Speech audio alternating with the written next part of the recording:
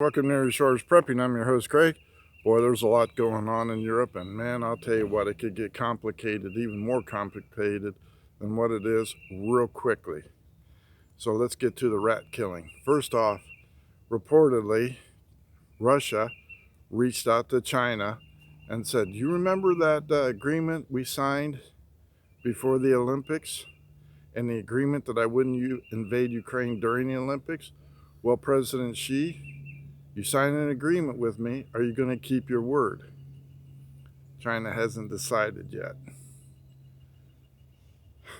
Putin is asking Xi to restock his military supplies, restock his fuel, and restock his economy in the forms of aid and loans. President Xi hasn't made that decision as to what he's going to do because he has to walk a tightrope. That leaves Putin with a lot of different choices, none of which are any good.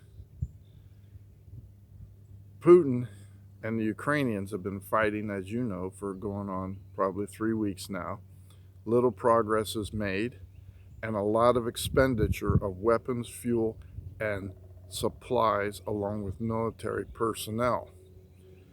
Putin is going to have to make a decision here very quickly and saying, all right, I'm going to withdraw from Ukraine. They're too hard to take, and we'll just deal with negotiations later. Never happened.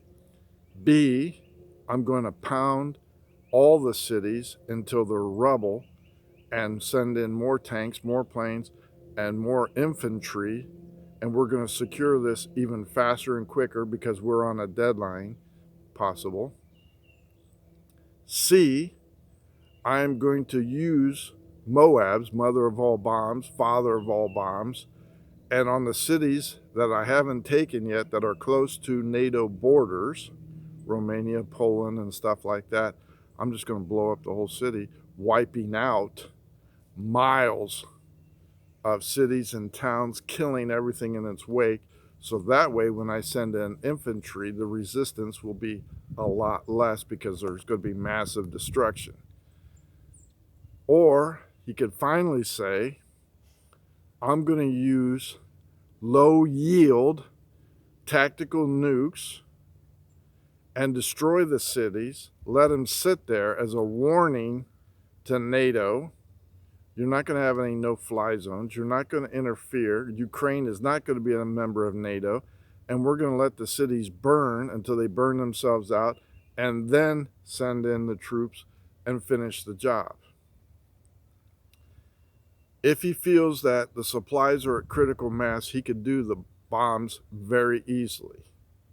People are saying, oh, well, that missile, it missed the NATO border by 15 miles. 15 miles is nothing. He could set off bombs closer than that, or he could use infantry to go into those towns that are along the border and not risk a war with NATO. Personally, I don't think he's that concerned about NATO at this point. He's concerned about the expense and the expenditure of military arms, thus the supposed reach out to President Xi. China has to look at it like this. We signed an agreement, we made an agreement, are we going to keep our word? They could do economic aid, get around that, quite possibly face sanctions. I don't think Putin will like that, but he'll take what he can get. And I don't think Biden has the balls to sanction China because China owns the Biden administration and its people in it.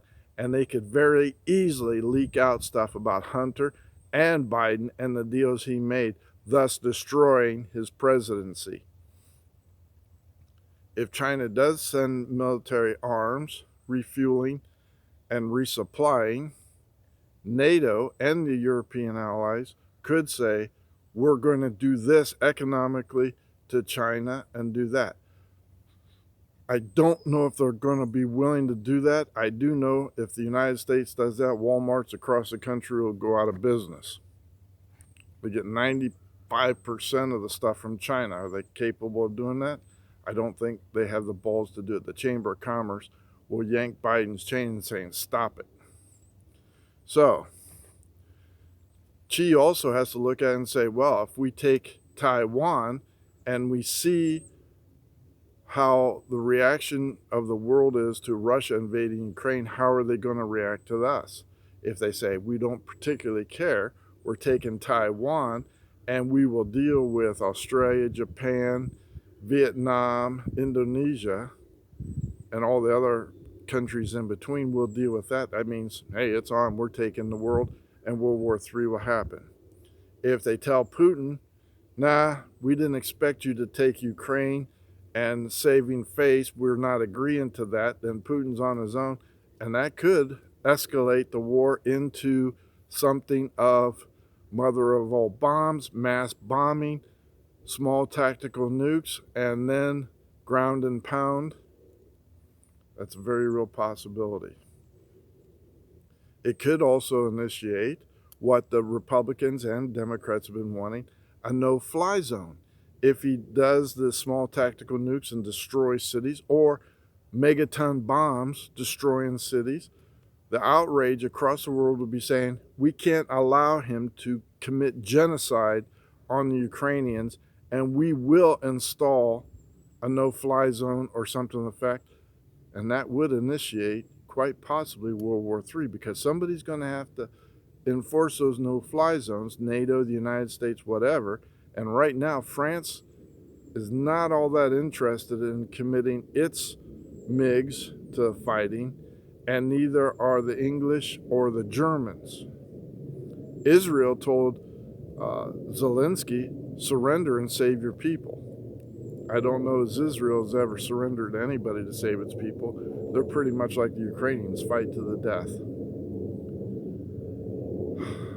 And then what makes matters worse is Jake Sullivan, the snake from the Obama administration, one of the unindicted co-conspirators in the coup attempt of the Trump administration, along with his wife, who is also serving in this current administration. I don't remember her name. She doesn't go by Sullivan. She goes by her maiden name. He is supposed to be meeting with Chinese counterparts as well to negotiate what's going on.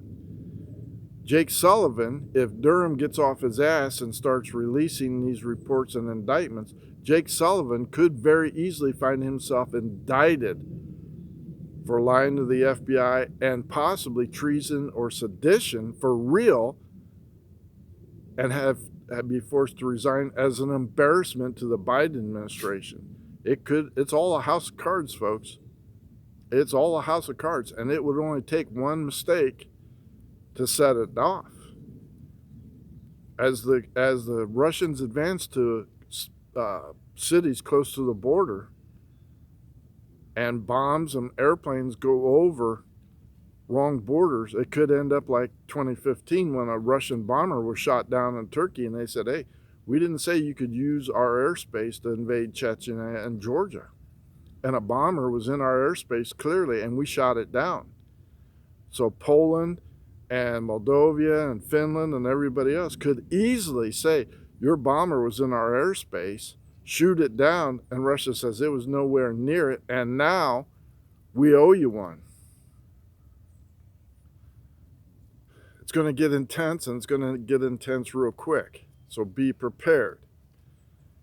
Russia still can retaliate through the web, shutting down the internet, doing sabotage to our economy or others' economy. And again, the worldwide economy is a house of cards too. With one falls, we all fall, because we're that interlinked. If we sanction China economically, we're sanctioning ourselves. So, a lot to think about, a lot to ponder. And again, as always, if I were you, I would continue to stock food as much as possible. Stock the food you're going to eat. Meat, fresh meat is going to go ballistic. Grains are going to be coming in shorter supply because Ukraine supplies a good 30% of it. So I would definitely stock up on flour, wheat, whole wheat. Order the wheat berries and stuff like that if you have it, and stock it up. A lot for a Monday. Thank you for liking and subscribing. Welcome to the new subscribers. I sure do thank you. get yourself right with God, ask for forgiveness, and most of all, get yourself baptized. You don't know who has their finger on the and say, I'm taking you all with me. Greg out.